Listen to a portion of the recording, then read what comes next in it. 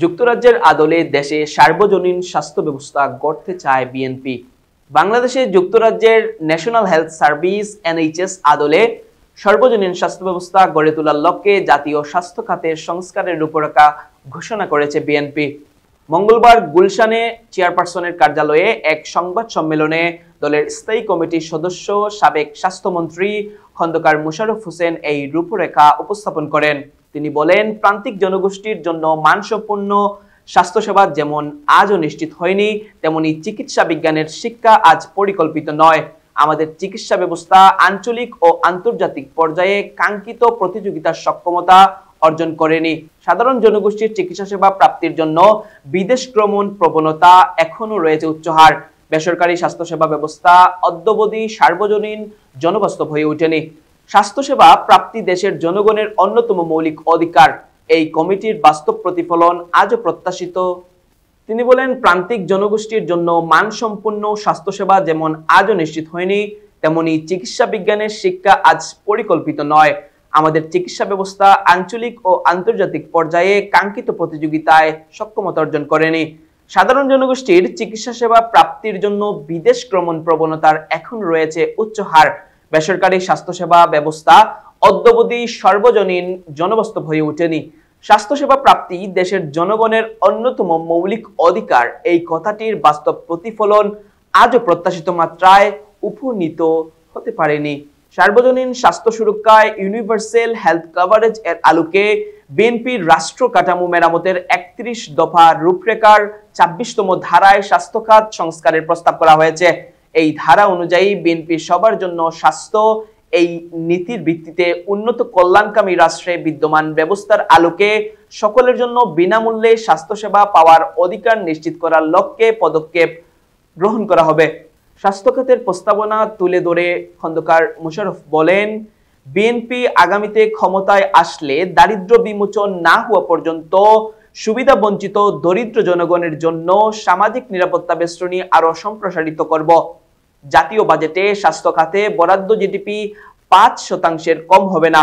প্রাথমিক ও প্রতিরোধমূলক স্বাস্থ্যসেবা নিশ্চিত করার লক্ষ্যে পর্যাপ্ত সংখ্যক প্রশিক্ষিত নারী ও পুরুষ পল্লী স্বাস্থ্যকর্মীর ব্যবস্থা করা হবে।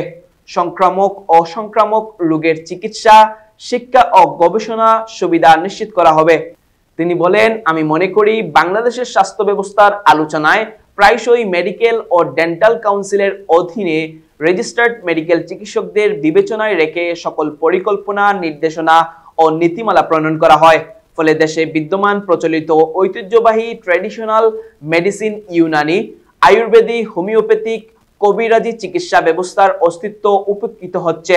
ফলে প্রচলিত চিকিৎসা ব্যবস্থার অধিকতর উন্নয়ন, আধুনিকায়ন ও বৈজ্ঞানিক করার লক্ষ্যে প্রয়োজনীয় গবেষণা ও বিবিধ সহায়তা প্রদান সমান গুরুত্বপূর্ণ। বিগত ১৫ বছর আওয়ামী লীগের শাসনামলে অনিয়ম, আর্থিক দুর্নীতি, প্রশাসনিক দুর্বৃত্তায়ন, দলীয়করণের মাধ্যমে স্বাস্থ্য খাতকে কুক্ষিগত করার ফলে চিকিৎসক ও রোগী সম্পর্কের অবনতি, বিদেশমুখী চিকিৎসার বিস্তার ঘটেছে বলে অভিযোগ করেন সাবেক স্বাস্থ্যমন্ত্রী। বিএনপির প্রস্তাবনায় স্বাস্থ্য খাতের ব্যাপক উন্নয়নে ৩ ধাপে ব্যবস্থা নেওয়ার সুপারিশ তুলে ধরে খন্দকার মোশাররফ বলেন, আমাদের প্রস্তাবনায় স্বল্পমেয়াদী ১ থেকে ৩ বছর পরিকল্পনা রয়েছে। এতে আমরা গ্রামীণ স্বাস্থ্য সহকারী নিয়োগের উপর গুরুত্ব দিয়েছি। উপজেলা স্বাস্থ্য কমপ্লেক্সে সেবার গুণগত মান উন্নয়ন এবং কার্যকরী প্রাথমিক রেফারেন্স সেন্টার হিসেবে রূপান্তর, প্রয়োজনীয় বিশেষায়িত সেবা নিশ্চিত করা, পরিকল্পিত পরিবার ও জনসংখ্যার ব্যবস্থাপনার কথাও আমরা বলেছি। জিপি জেনারেল ফিজিশিয়ান প্রত্যেক নাগরিককে একজন সরকারি রেজিস্টার্ড চিকিৎসকের অধীনে রাষ্ট্রীয় খরচে সর্বোত্তম স্বাস্থ্য সেবা প্রদানের পর্যায়ক্রমিক ব্যবস্থা গ্রহণ করা হবে। বিদ্যমান জেলা পর্যায়ের হাসপাতাল ও বিশেষায়িত স্তরের স্বাস্থ্যসেবা শক্তিশালীকরণ ও সঠিক রেফারেন্স সিস্টেম বাস্তবায়ন করা হবে।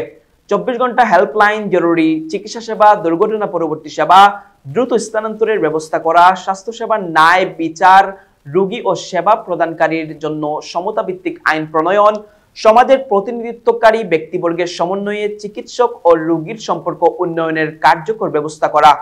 এছাড়া মধ্যমেয়াদী ১ থেকে ৫ বছর এবং দীর্ঘমেয়াদী ১০ বছর পর্যন্ত পরিকল্পনার মাধ্যমে গোটা স্বাস্থ্য খাতকে আমূল পরিবর্তনের কথা তুলে ধরেন তিনি। খন্দকার মোশাররফ বলেন, অন্তর্বর্তী সরকার স্বাস্থ্য খাতে সংস্কারের উদ্যোগকে আমরা স্বাগত জানাই।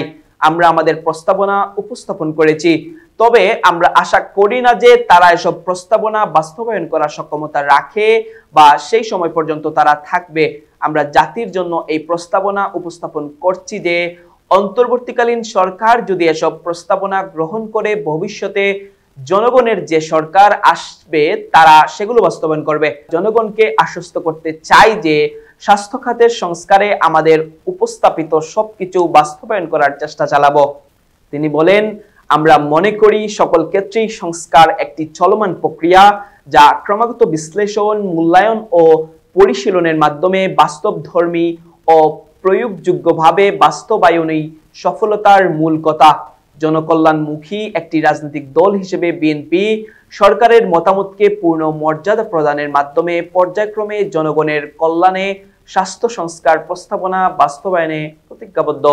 ছাত্র জনতা বিপ্লবে নিহতদের প্রতি শ্রদ্ধা নিবেদন করে ওই আন্দোলনে আহতদের পর্যাপ্ত চিকিৎসার দ্রুত ব্যবস্থার দাবিও জানান খন্দকার মোশাররফ।